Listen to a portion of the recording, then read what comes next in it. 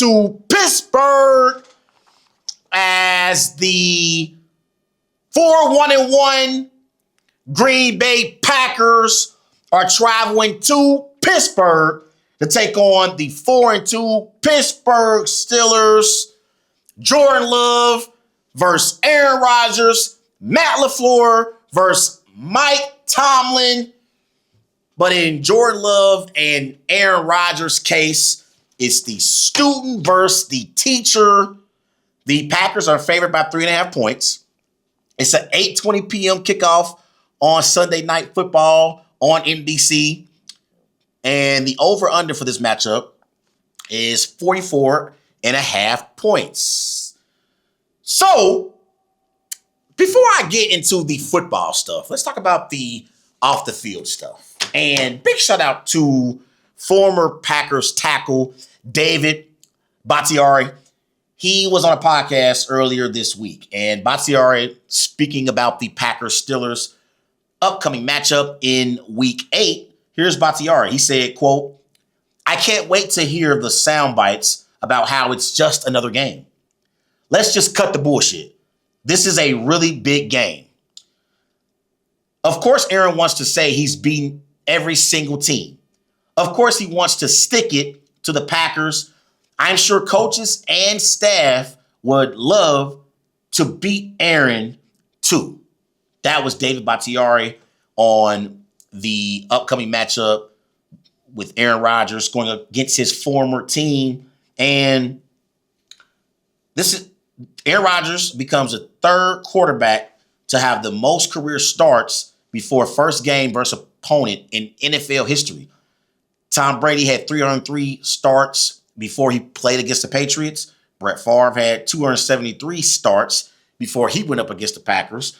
And now Aaron Rodgers has had 247 starts before he went up against his former team in the Green Bay Packers. So, before I get into the football, let's take a walk down memory lane.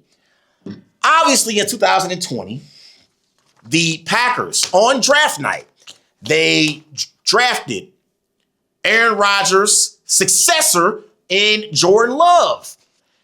And they drafted Aaron Rodgers.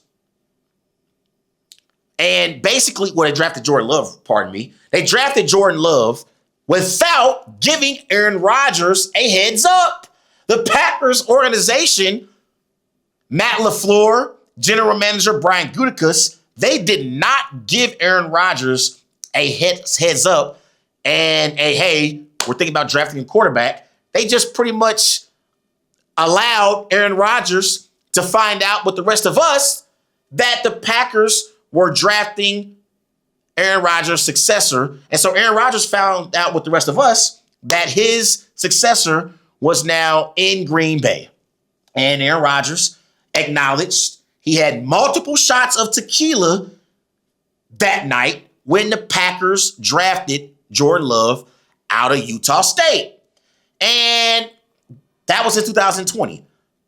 Aaron Rodgers, then in 2021, he had threatened to retire because he was so frustrated with the Packers organization. And he basically threatened to retire as a leverage point. Also, let's not forget, Aaron Rodgers, after the Packers drafted Jordan Love, Aaron Rodgers won back-to-back NFL MVPs. So Aaron Rodgers played with a chip on his shoulder, and he won back-to-back MVPs for the Packers and was the best quarterback in the NFL in those 2 seasons. He was playing at an elite level. And so after he won those back-to-back MVPs, after the 2023 NFL season, it's reports about how Brian Gutekunst tried to get in touch with Aaron Rodgers, and Aaron Rodgers did not answer his phone calls. Brian Gutekunst reached out to Aaron Rodgers multiple times. Aaron Rodgers said he does not get service in his suite in Malibu in California, and said he's better at FaceTiming. He FaceTimes people instead of answering calls because he doesn't get service in his Malibu home. And so shortly after that, Brian Gutekunst and the Green Bay Packers decided to trade Aaron Rodgers to the New York Jets. So when it comes to the football side of things in this matchup, let's start off with the Packers. The Packers come into this game. They are 4-1-1. I'm looking at the Green Bay Packers, and obviously they are led by Jordan Love. And Jordan Love, so far this season, 10 touchdowns, 2 interceptions, 1,438 passing yards. He's completing 69% of his passes. But as great as Jordan Love has played through the first 6 games for the Packers, to me, the Packers are a football team that play down to the competition. I'm looking at the Packers, and the Packers, the first 2 weeks of the season, weeks 1 against the Lions and week 2 against the Commanders, the Packers were being labeled the best team in pro football. They were being labeled the best team in pro football. But since then, the Packers have played down to the competition. The Packers, they lost in week 3 to the Browns. The Browns beat the Packers 13-10 in Cleveland. Week 4, the Packers tied with the Dallas Cowboys 40-40 in week 4.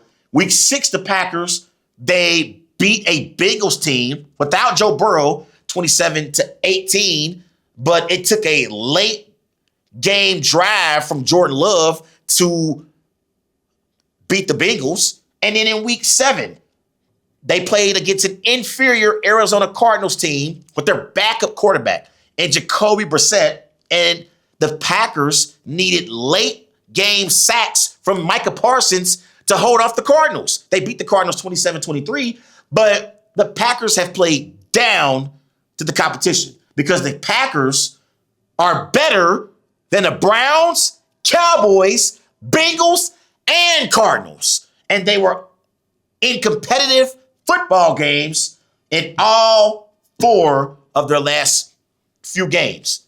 So they had not played great since week 2. That's the last time the Packers actually played well. Now, when I look at Jordan Love, it's interesting because when you look at Jordan Love's numbers in 2025, this year, and you compare his numbers to Aaron Rodgers' Super Bowl season, remember Aaron Rodgers won the Super Bowl with the Packers in 2010. Jordan Love's stats are actually better than Aaron Rodgers' stats in his Super Bowl season with the Packers. Jordan Love right now is 4-1-1. This is through the first six games. Jordan Love's 4-1-1. Aaron Rodgers was 3-3. Jordan Love's averaging 26 points per game. Rodgers averaged 23 points per game. Jordan Love's completing 69% of his passes. Aaron Rodgers completed 64% of his passes. Jordan Love's touchdown to interception ratio was 10-2. Aaron Rodgers' touchdown to interception ratio was 10-7. Jordan Love's passer rating was 108.1. Aaron Rodgers' passer rating was 89.7. So this is through the first 6 games comparing Jordan Love's numbers this season compared to Aaron Rodgers' Super Bowl season in 2010. So ironically, Jordan Love is playing better in 2025 than Aaron Rodgers played in his Super Bowl season with the Packers in 2010. It's interesting. Also, what's interesting, Rodgers won his Super Bowl with the Packers. He was 27. Brett Favre, when he won his Super Bowl with the Packers, was also 27. So it's an interesting nugget as we head into this Week 8 matchup. But when I look at the Packers overall, offensively, they need more consistency in the running game.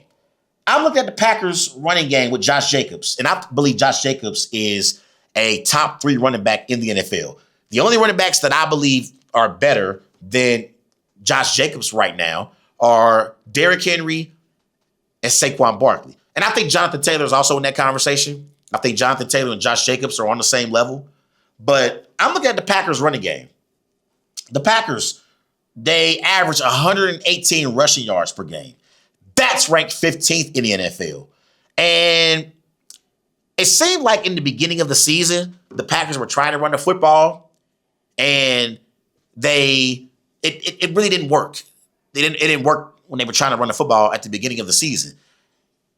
In these last few games since the bye, it seems like they're not running the football enough. And to me, the best player on the Green Bay Packers is Josh Jacobs. You have to get Josh Jacobs touches and give him opportunities to make big plays. He is the best player on this Packers offense by far. By far. And I love the Packers' young weapons offensively. I love Jordan Love at quarterback. I love Romeo Doubs and Matthew Golden and Dontavius Wicks at receiver. But make no mistake about it, Josh Jacobs is their best player offensively. And I'm looking at the Packers rushing ranks in the last two seasons. In 2024, in running back carries, they were ranked 4th. This year, they're ranked 6th. And running back rushing yards per game in 2024, they were ranked 6th. This year, they're ranked 16th. Yards per running back carry in 2024, they were ranked 9th. In 2025, they are ranked 26th right now. So, to me, if the Packers want to be considered true contenders in the NFC, they have to run the football more effectively. They have to run the football more effectively. Also, to me, they have to have more of a killer instinct. I've watched multiple games this year where the Packers have had either they started off the game very hot and they put up points in the first half, and in the second half, they didn't score much, or they started off the game slow and they didn't score at all in the first half, and they picked it up in the second half. That's exactly what happened against the Arizona Cardinals. First half against the Cardinals, the Packers only scored 6 points. They only scored 6 points in the first half against the Cardinals. Now they scored 21 in the second half, but they had to be more consistent as an offense and have more of a killer instinct. They have too much talent to continue to have these lulls offensively. And Matt LaFleur, he's the head coach for the Packers. And he's also their play caller. Matt, you got to get better as a play caller, bro. You got to get better as a play caller. But I do love in week 7 against the Cardinals, in the fourth quarter, the Packers were trailing. They were down 23-20. And it was on their last possession. They had got stopped on third down. The offense was coming off the field, and Matt LaFleur was sending the special teams kicking unit on the field. Jordan Love, he talked Matt LaFleur into being aggressive. They went for it on fourth down. Jordan Love completes a pass to Tucker Kraft, and the Packers went on to score a go-ahead touchdown, and they went up 27-23 over the Arizona Cardinals. Because if you kick the field goal and it's tied at 23 apiece, all the Cardinals need is a field goal to win the game and beat you at the gun. So I love the aggressiveness from Matt LaFleur and Jordan Love. And like Matt LaFleur said, scared money don't make no money. Matt, keep that same approach in these final regular season games as we head into November and December.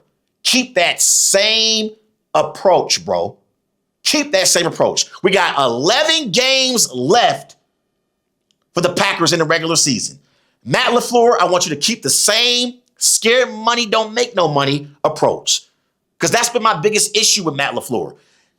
At times, he's very conservative. He's the complete opposite of Dan Campbell. Dan Campbell, the head coach for the Detroit Lions, is a very, very aggressive head coach. I want Matt LaFleur to also be aggressive. That's what it's going to take for the Packers to live up to their potential and be true Super Bowl contenders. Their talent alone warrants them to be playoff contenders. But in order for the Packers to be true Super Bowl contenders, they need their head coach to have a more aggressive approach and start throwing the football down the field. I think they're missing Jayden Reed in their offense because Jayden Reed is their intermediate receiver who can catch those 15 to 20-yard passes from Jordan Love and help this offense. They don't have that right now. Jayden Reed is out with a collarbone injury, and I don't think he's going to be back until like week 11. But with Matthew Golden, Romeo Doubs, Dontavius Wicks, even without Jayden Reed, this offense should still be more dominant. They should be more dominant and play at a higher level. Now, they're going to get back Christian Watson at some point, and Christian Watson is their deep threat. He helps them take the top off of defenses. But the Packers defense on the flip side, they have been playing very, very well. And I'm really, really impressed with the Packers as a defense. I'm looking at the Packers defense. Obviously, they're led by defensive coordinator Jeff Hafley. And the best player on the Packers defense is Micah Parsons. And Micah Parsons had 3 sacks in the Week 7 win against the Cardinals.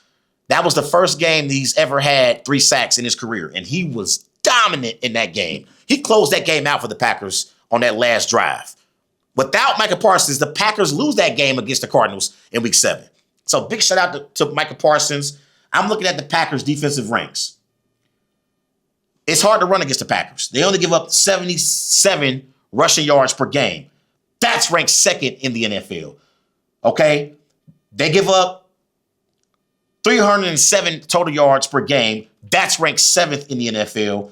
And they give up 21 points per game. That's ranked 10th in the NFL. So obviously the Packers defense led by Micah Parsons. They got Rashawn Gary on the other side. I believe Micah Parsons and Rashawn Gary is one of the best duos as a pass rusher in the NFL that we have. And the linebacker tandem with Quay Walker and Edgerrin Cooper. I love that linebacker tandem. They are young and they really attack the football. The biggest question for the Packers defensively is their secondary. I don't believe the Packers have a true number 1 corner. They got Keyshawn Nixon. He's inconsistent. He's their best DB. But on the flip side, they have this other cornerback that they traded for in the regular season in Hobbs. And to me, Nate Hobbs has been very inconsistent. He was getting cooked against the Cardinals, getting flat out cooked. So he got to play better. He got to play better, man. I believe they should give Carrington Valentine more reps because Nate Hobbs has not performed well. He has not. But I love the secondary for the Packers. Evan Williams and Xavier McKinney, big time. Now, on the flip side, this is a big game for Aaron Rodgers. We know Aaron Rodgers wants to stick it to the Packers. This was Aaron Rodgers in his press conference this week. He said, quote, "I don't have any animosity toward the organization. Obviously, I wish that things had been better in our last year there." That's Aaron Rodgers on his relationship with the Packers. Aaron Rodgers for the season. The statistics from Aaron Rodgers: 14 touchdowns, 5 interceptions, 1,270 passing yards, completing 69% of his passes. To me, Aaron Rodgers has been the strength of this Pittsburgh Steelers football team. And they are fresh off of a Thursday night L that they took against the Cincinnati Bengals. The Steelers lost that game 33-31. In that matchup, Rodgers did have 4 touchdown passes, but he threw 2 interceptions. But when I look at this Steelers football team, overall, Aaron Rodgers is the most consistent piece of their football team. Their rushing attack with Warren is ranked 26th in the NFL. They average 95 rushing yards per game. Okay? Defensively. And that's honestly the biggest issue with the Steelers. And that's why this is a huge season for Mike Tomlin. Coming into the season, we talked about how the strength of the Steelers is their defense. And all they need to contend is quality play at the quarterback position. Well, the flip side has actually happened. It's like it's been a reverse for the Steelers. instead of them having that elite defense to rely on, it's been Aaron Rodgers who they had to rely on, and he's had to bail out this Steelers defense. Let's look at the Steelers defensive ranks this year. Steelers, they give up 398 total yards per game. That's ranked 30th in the NFL. They give up 259 passing yards per game. That's ranked 31st in the NFL. They give up 23 points per game. That's tied for 18th in the NFL. And they give up 116 rushing yards per game. That's ranked 17th in the NFL. So I'm looking at the Steelers team. Defensively, they got TJ Watt. TJ Watt is one of the best pass rushers in the NFL. You still got Alex Highsmith. You still got Cameron Hayward, okay? At linebacker, you still got Patrick Queen. In that secondary, you still got Jalen Ramsey and Darius Slay. But Jalen Ramsey was getting cooked by Jamar Chase and T. Higgins. That's the second time that I've seen live in a game where Jamar Chase and T. Higgins cooked Jalen Ramsey live on national TV. It happened in the Super Bowl, in the Bengals round Super Bowl a few years ago, and it happened in week 7 in the Thursday night matchup at Paycor. Jalen Ramsey, Joey Porter Jr., Deshaun Elliott, Darius Slay. I mean, they got names on their defense, Alex Highsmith, TJ Watt, and they are getting absolutely cooked defensively. They're getting shredded from a defensive standpoint. Right now, I don't know if the Dallas Cowboys or the Pittsburgh Steelers are who's worse defensively. I don't know who's worse because with the Cowboys, I don't have any expectations defensively for them. But for the Steelers, a defensive culture, I thought they would be playing better overall as a defense. And one more thing about Aaron Rodgers.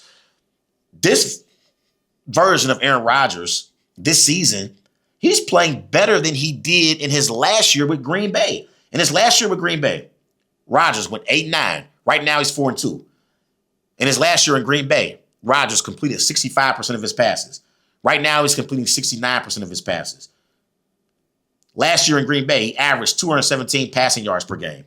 This year, he's averaging 212 passing yards per game. He's averaging more yards per pass attempt.